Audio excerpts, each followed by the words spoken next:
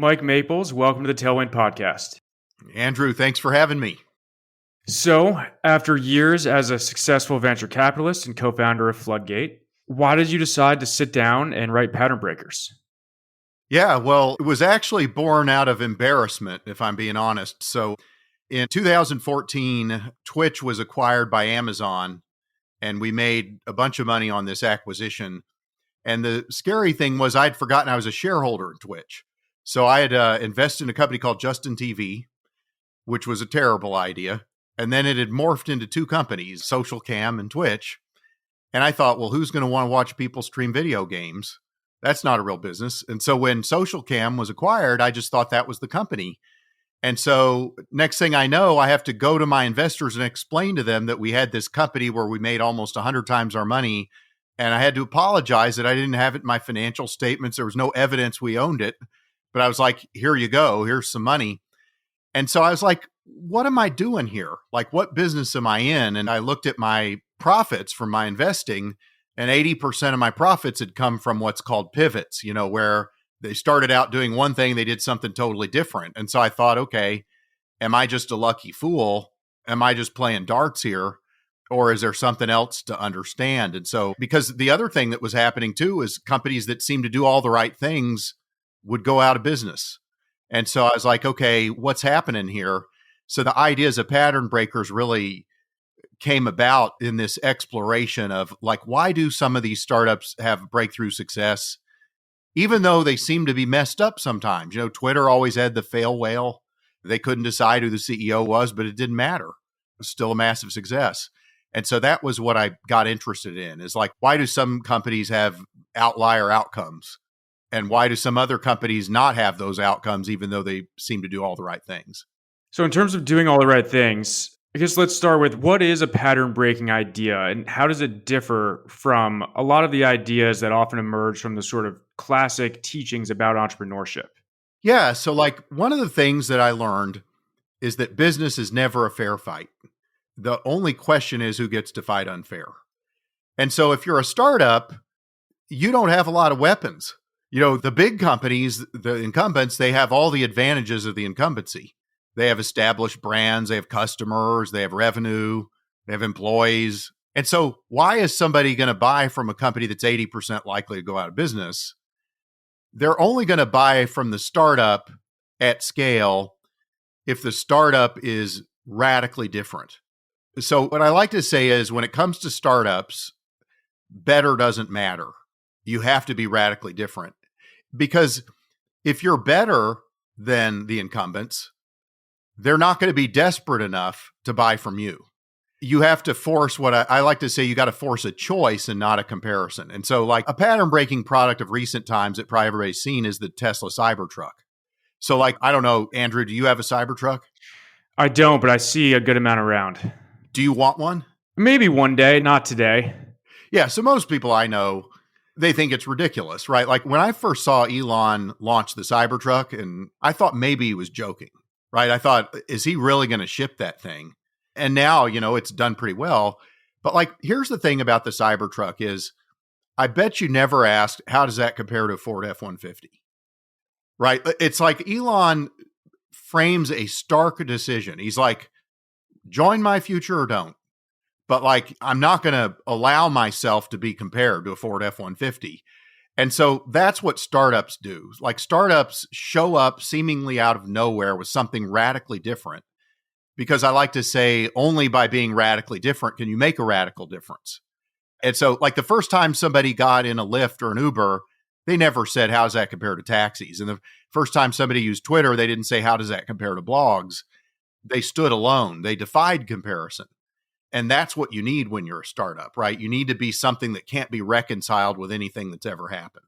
The notion of a pattern breaking idea, what resonated so much with me about your book was the sort of traditional formula for thinking of a business idea is like, do the market mapping, find the white space, interview customers, figure out what their pain points are, and then build a product to address those pain points. And I think, is it fair to say what you're saying is pattern breaking ideas don't emerge from that sort of exercise? In general, I would say that's true. And I love the way you framed it, because you must have had a tape recorder in so many rooms where people are brainstorming their startup ideas. And it kind of makes sense on the surface, right? Like, why wouldn't I want to go after a big market? And why wouldn't I want to solve an unsolved customer need with a product that meets that need? But the problem is, as you kind of allude to, is that by doing that, the founder buys into a certain context, which is the rules of the market as they exist are the rules. And, what a great product does, a pattern breaking product, they refuse the premise of the rules. A pattern breaking product says, look, if the future is a new and improved version of the present, I don't win because I have to play by the other guy's rules. I have to play in their sandbox. No matter how good I am, my upside is always going to be bounded by what the incumbents leave as scraps for me to compete for. What I want to do instead is I want to refuse the premise of the rules. I want a product that defines a new market entirely. I want to create a new category rather than play in somebody else's sandbox. And the only way I'm going to do that is to break the pattern. I need to assume I can only win if the future can't be reconciled with the present. It can't be a better version of the present. It has to be a radically different future. And so I have to find a radically different future, work backwards from that radically different future, and move people to that different future of my design. Let's talk about inflections. So inflections are a key part of the recipe that you lay out in the book. Why is an inflection not just something that is coming down the cost curve? Like, for example, the cost of solar is coming down, as you point out in the book. A potential entrepreneur might say, because the cost of solar is coming down, let's build a business around solar. Why is that line of thinking not sufficient to lead to the type of idea you're looking for? Yeah, so an inflection, as you point out, it kind of happens independent of the startup. So a good example of one that I like, let's start with one that I like to illustrate the good case, right? So like with Lyft, the iPhone 4S had a GPS chip in it. You could have had the idea for ride sharing before the iPhone 4S, and it wouldn't have mattered because you couldn't have located riders and drivers algorithmically. But now all of a sudden, you could. And so the inflection creates a new form of empowerment. And as you point out, an inflection is not the same as a trend. The megapixels per dollar in cameras may be improving all the time, or the cost of solar or the cost to sequence the DNA, right, may be improving. But what you want is a turning point. You want a window in time where a new form of empowerment is possible for the very first time that never existed before. The reason that that's so important is the inflection gives the founder the ability to wage asymmetric warfare on the present. If I'm using an inflection, now I can bend the arc of the present to a radically different future. I can show up with something that people didn't even think was possible to deliver. And now all of a sudden I disorient the incumbents. I change the pattern of what people think is possible. And so I refuse to operate according to existing patterns. Instead, I say, no, there's now a better explanation for how the world could be. I'm going to change your reality with this new thing that's radically empowering, and you can't reconcile it with what's happened before. So that's what we really look for, is a change event that gives the entrepreneur a mechanism to change the subject. And how does timing interact with inflections? Like, you talk about that there's this sort of Goldilocks moment. There's a window after an inflection happens where an entrepreneur basically has to act. And if they wait too long, then there's probably going to be too much competition. Yeah. So like I'd say that in all the risks that can happen in a startup, I think that timing is the toughest one to get right. And so like if we go back to the ride sharing example, you would have been too early if you'd tried to do ride sharing before the iPhone 4S, because you wouldn't have been able to make a system that worked. So you could have been exactly right about what the future holds, but you weren't in a position to capitalize on your knowledge of the future. Now, if you waited too long, Uber and Lyft start to dominate the market and you're just a Me Too competitor. And so the inflection is this moment in time where it's not too early because the empowerment's there, but it's not too late because founders haven't yet had the insight about how to harness the empowerment. And so what great founders do is they convert the inflection into an insight, right? So the Lyft guys said, oh, that means you can do Airbnb for cars. But like you had to act on that insight within a window of time, or else others would act on it and build the networks. And now you'd be a Me Too also ran. And so, like you said, it's this Goldilocks moment, this window in time where you can answer the why now. The technology is now ready to be exploited, and there's a window of time to exploit it where you can be the first to get product market fit and to get early customers. In terms of insights, you point out that a key part of them is that there's a non-obvious component, maybe something that's sort of non-consensus. And to give an example there, what was the non-obvious truth that Uber and Airbnb had? Yeah, well, with Uber, it was people are going to get in a stranger's car. That's kind of crazy. Like that feels scary to me, right? Or is somebody going to stay in a stranger's house? That's crazy. Somebody might get murdered in one of these things, because in the early days, the host and the guest would stay in the apartment or the house at the same time. And so usually there is something about an insight that is non-consensus. And so Ann and I, my partner at Floodgate, had foolishly passed on, at the time it was called Air Bed and Breakfast. We passed on that company because we thought, well, who's going to want to stay in a stranger's house? That's crazy. Well, then by the time we saw Lyft, we're like, oh, maybe I'm willing to take a walk on that wild side. Maybe somebody will get in a stranger's car. So the importance, though, about it being non-consensus is twofold. The first is that you don't want to have competitors. And so ideally, when you're a startup, you want to be not just right about the future, but you want to be non-consensus and right, because if you're right and you're in the consensus, your opportunity gets competed away because you can't escape the comparison trap. You get compared with other startups and other companies. What you want to do is stand alone.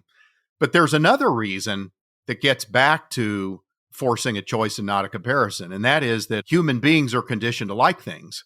So if everybody likes your startup idea, it's too similar to what they already know, which means that it's too incremental compared to what already is.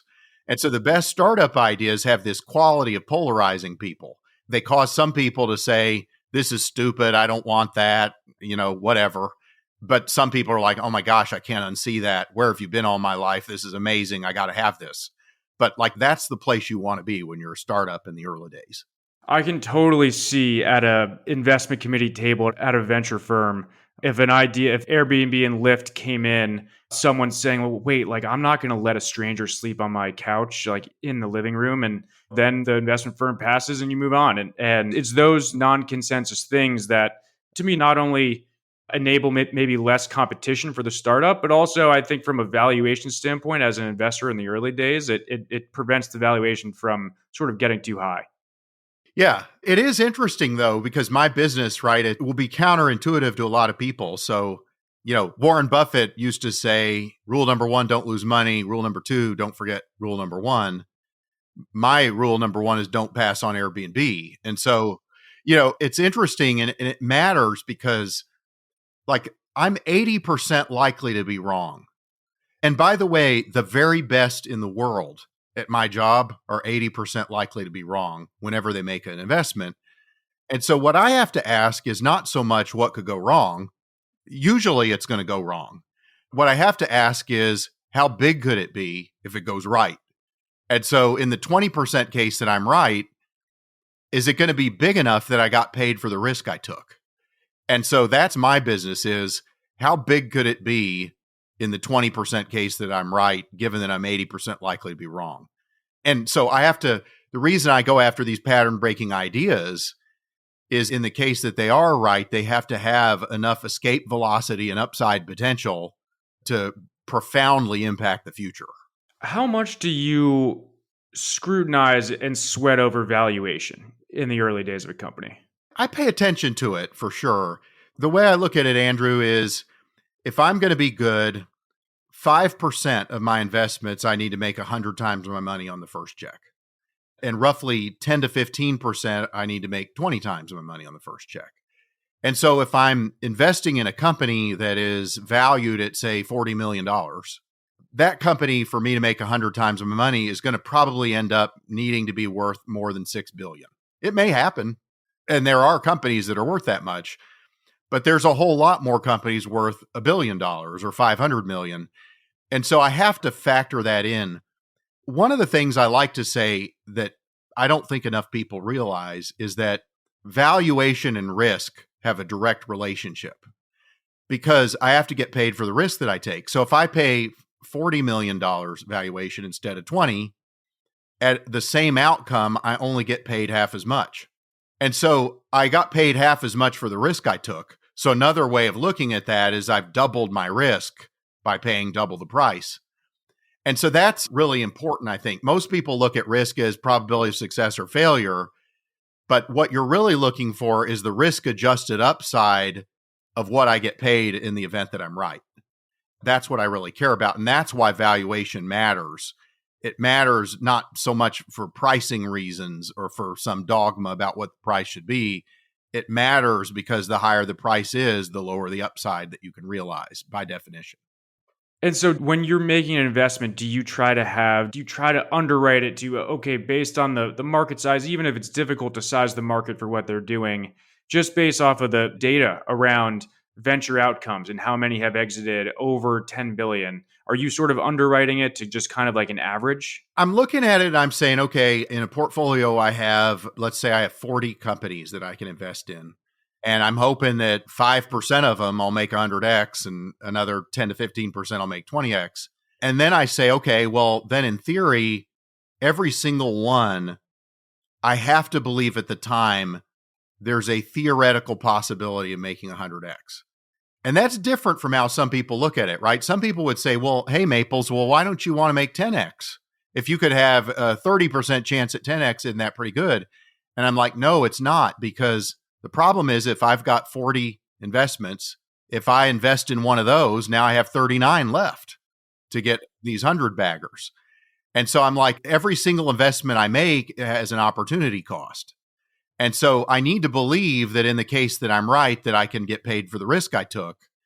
And so therefore, every bet that I make, I have to believe that there's that outsized upside if everything goes our way. But I like to make fun of my ability to predict how it will happen, right? So it's hard to predict what the market of the future will be. So what I say is, like, does it have these forces? Does it have an inflection that's really powerful? Does it have a powerful insight? Or the founders live in the future? Do they have the stuff to create a movement to that different future? If all those things are, my spidey sense is tingling, I'm like, okay, that's a bet worth taking. But I don't know how the dots will forward connect, right? A lot of things could happen between now and it succeeding. Going back to that idea of being non-consensus, I heard you on a different podcast. I think it was Logan Bartlett's. I heard you distinguish the term contrarian from non-consensus. And I think in this book, you only use non-consensus or non-obvious. Can you talk about that distinction? Yeah. So I think that for me, non-consensus means you're thinking independently for yourself. And contrarian to me is another form of conformity, because contrarian is contrary to something else. You're still living with the results of somebody else's thinking. And so it's kind of like if you have a teenager and they dye their hair blue as an act of rebellion against the parents, they're not really being non-consensus. They're being a different type of conformist, right? They're reacting to the ideas of the other. And so what's interesting is the non-consensus ideas, quite often when I talk to founders, I'll say, how did you come up with that idea? Hey, Evan Williams, how did you guys figure this Twitter thing out? And they almost look at you like they feel guilty that it wasn't obvious to everybody else. They were just doing their own thing their way, and they were exploring the unexplored, and they were obsessed with something that other people weren't paying attention to. And they're just like, well, if you saw what I saw, you would have thought it was obvious too at the time. So non-consensus is more about not thinking that much about what the consensus is even doing or caring about. It's like forming your own opinions, your own point of view based on your own independent exploration of things. Got it. One of the things I've seen that acts as sort of a counterbalance to investing in non-consensus ideas is that if a founder is pursuing something so non-consensus, so non-obvious, unless it can generate a lot of revenue early on or generate a lot of user growth early in the life cycle, it may not be able to raise enough capital to keep going. And often I've seen that it's actually some of the fairly obvious ideas that raise a lot of capital early in their life cycle. How do you manage that dynamic and that sort of capital or financing risk as an investor looking for non-obvious ideas?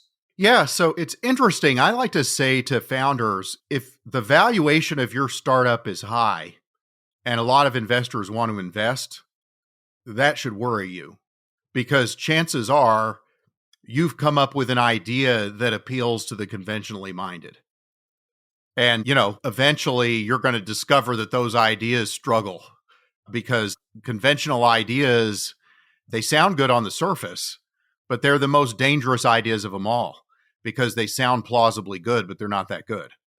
And so, you get a lot of positive feedback about it, and you get a bunch of people wanting to invest in it. There's a guy, you may know, Eric Paley over at Founder Collective. Really smart, good guy, great investor, very successful.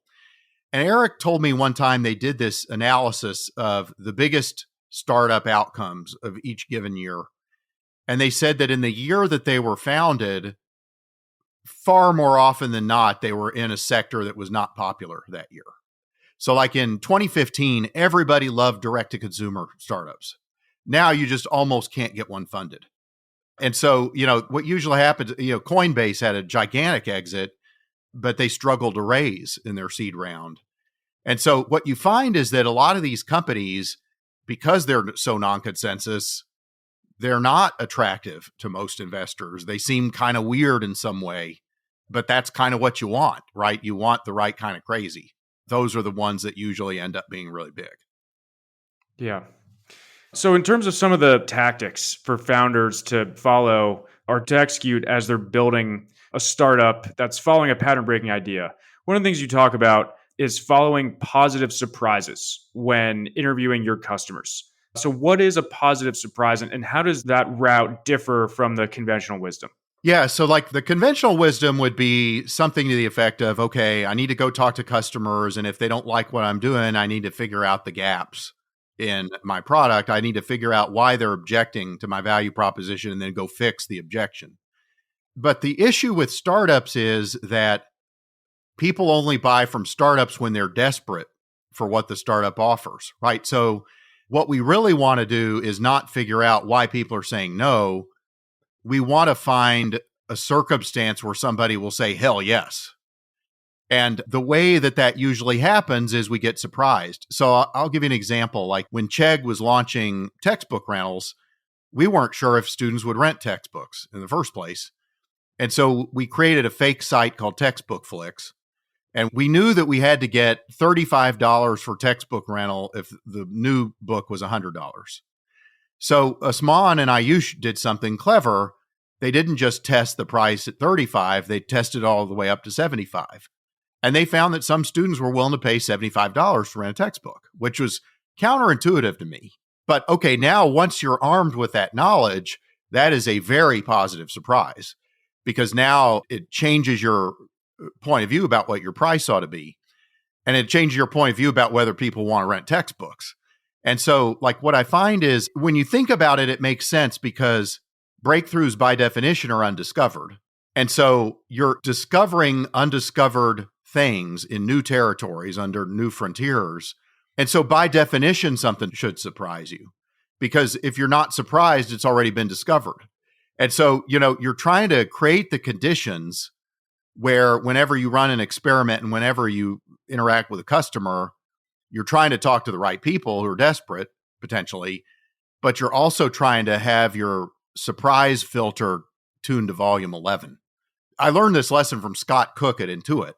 So Scott would have these pitches where people would come in and they'd say, hey, we want to do this new product. We want to do this new initiative. And he'd say, okay, great. This all sounds great. In the last 6 months, when you've been working on this, what surprised you most?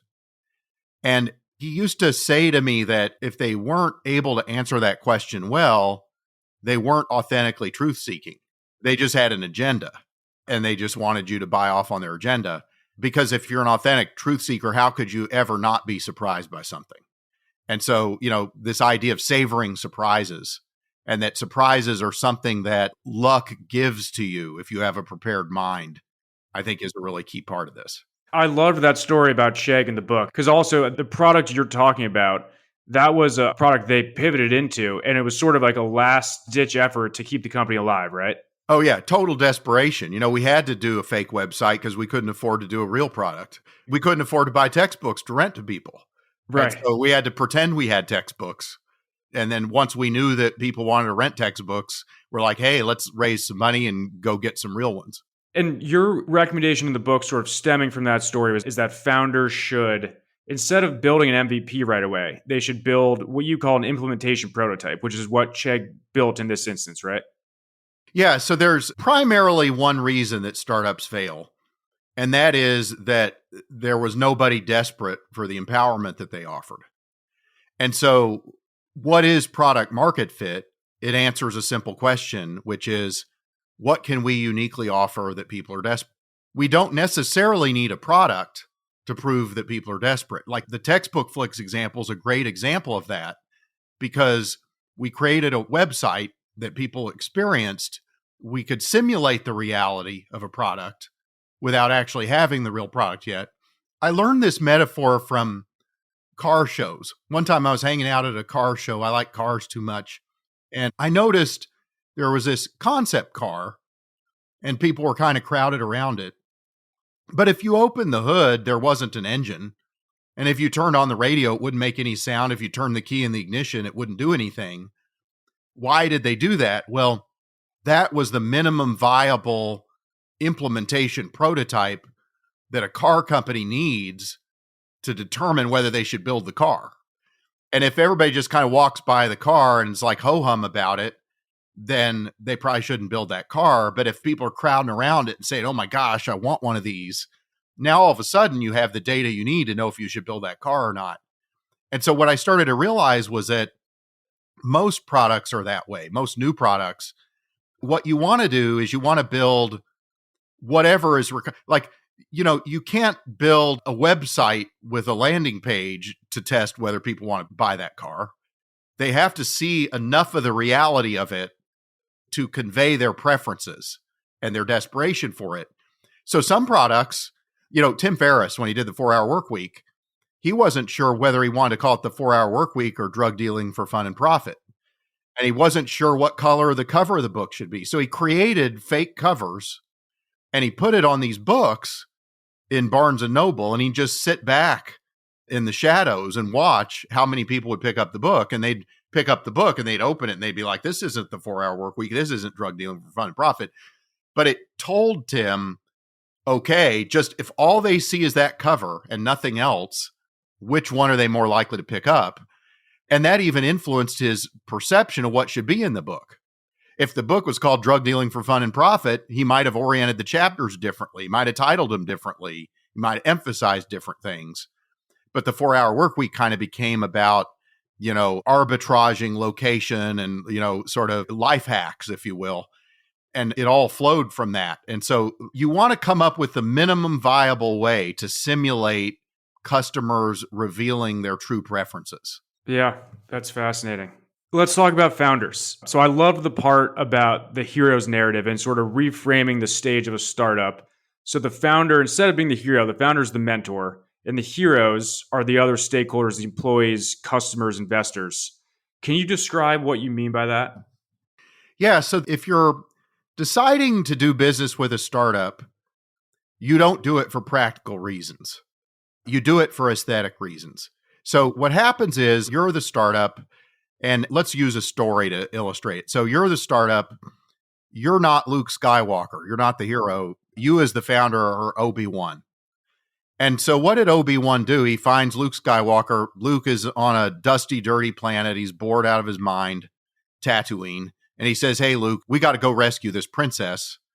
And, it's going to be hard. I know it's crazy to take on the Empire, but I've got this thing you haven't heard of before. It's called the Force and a lightsaber. And, if you learn the Force from me and use these tools, we actually have a credible chance to defeat the Empire and rescue the princess.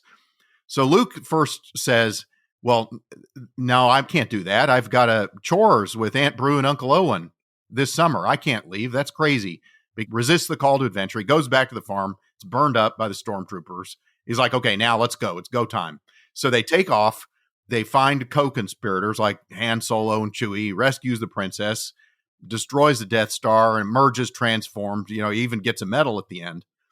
Well, startups do the same, but the startup is like Obi-Wan, and the early customers and employees and investors are like Luke. And so, like, if we take the example of Lyft, we talked about ride sharing a little bit ago. The customer is like, okay, I'm in San Francisco. Taxis are impossible to get. It's hard to find parking. My cars get broken into all the time. Even when I get a taxi, it's late. If they take credit cards in one of those gross triplicate things, screwed up, I can't rely on them to get me where I want to go on time. And so what the Lyft guys did is they said, okay, well, we have this new thing. It's called ride sharing. And it's an app where you can locate your car and get a ride in 3 minutes and go where you want to go. But like when you think about it, the insight that we talked about earlier, that you could do Airbnb for cars, that's like the magic. That's like the force. And the product is like the tool. And the hero needs to know about both, because the hero needs to know why it's credible that this adventure you're going to take them on isn't going to end up in them dying. They need to know that they're going to achieve transformation. And so this is why, by the way, the pink mustache was genius. The Lyft guys understood that getting in a stranger's car, felt crazy. So how do you make it feel less crazy? You put these pink mustaches on the cars, and people in San Francisco are like, hey, what's up with that car that just drove by the pink mustache? And people say, oh, haven't you heard? There's this new thing. It's called ride sharing. And so what we need to do if we're founders is we need to recognize, A, we're not the hero. B, we're engaging customers, employees, investors on a call to adventure. And they want to transform their lives. And our startup is a vehicle for them to do that. And we need to honor the fact that they're likely to resist the call to adventure. And we need to make it more acceptable to take this crazy risk, to go on this wild journey together. And that's our job, right? Our job as the founder is to convince a set of people to undertake this call to adventure in their own hero's journey that we help them actualize. I love that. Okay, last few questions. How has the seed investing landscape changed since you started in it?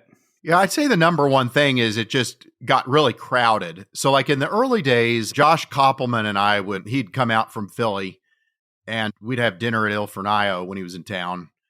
And we'd look at each other and we'd just say, how is this not obvious to everybody that this seed is going to be gigantic? We saw the lamp stack. We saw how many founders wanted to raise only $1 million. We used to say 500,000 is the new 5 million. And whenever we saw an interesting opportunity, which was often because they came to us, if you wanted to raise $1 million in Silicon Valley, there's only like 3 guys you could call back then. And so you'd see every one of them. And then if I saw it before Josh, I would tell Josh, or vice versa, because neither one of us had enough money to do it all on our own. And so we saw everything. Well, now you've got a world where there's over 2,000 seed funds. And so now they don't naturally find you. You've got to find them. And so the way you think about the challenge is different. The challenge in the early days is to raise money and convince anybody that seed investing even mattered. Now nobody doubts that it matters. Now the question is, how do you find the best founders in a noisy world where they're not going to naturally know who you are, where you're one of 2,000 of the usual suspects? So that's, in the early days, you could compete based on them knowing about you, finding you. Now I think you got to compete based on having a better radar. Or, you can try to be Sequoia Capital and raise giant funds and have a huge brand and spend tons of money on marketing programs and that kind of stuff. But I don't think that should be our game.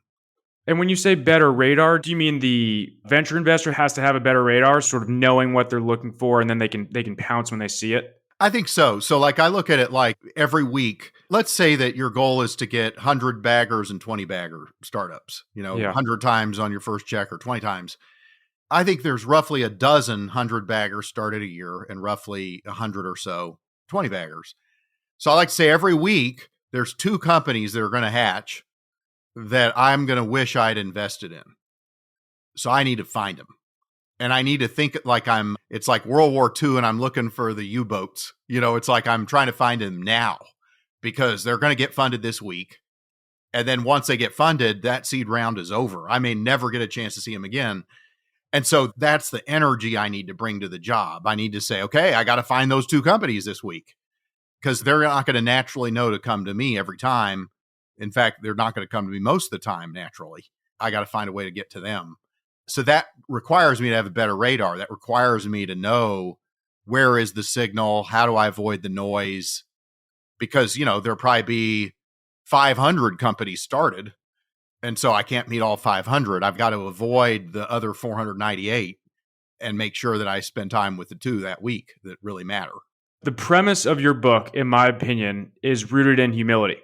Instead of writing a book saying, I've backed all these winners, here's my secret for predicting the future, you wrote a book that was premised around figuring out if you got lucky.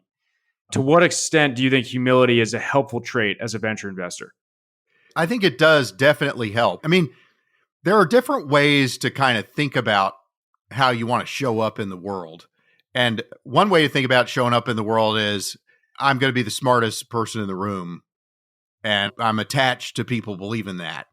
Another way to show up is to say, what I really need is tools to deal with my own ignorance, that there's such a vast set of things that are yet to be known. So there's a guy named David Deutsch who wrote a book that I love called The Beginning of Infinity. And he basically says, no matter how much we know, we're at the beginning of infinity of all things that can be known. But the good thing is that humans are smart enough that all knowable things can be known someday. It's just that we're at the beginning of infinity. But once you start to say reality is incredibly complex and multifaceted, and that you can never truly know that you have a settled view of reality, you start to say, well, what I really need is tools to cope with the fact that I can't completely understand reality. What I need is methods of making better decisions given how high the uncertainty is and given how unknowable a bunch of things are. So I guess, you could call that humble. I call that realistic, right? But I think that coming up with tools to deal with your ignorance, I think, is often a better strategy for getting to the truth than assuming that you can ever corner the market on what the truth is. Mike Maples, awesome book. Thank you for coming on the podcast. Thanks, Andrew. It's a pleasure. And thanks for engaging with the topics and spending time with the ideas. Of course. It was my pleasure. Cool. Thanks, Andrew. Thanks, Mike.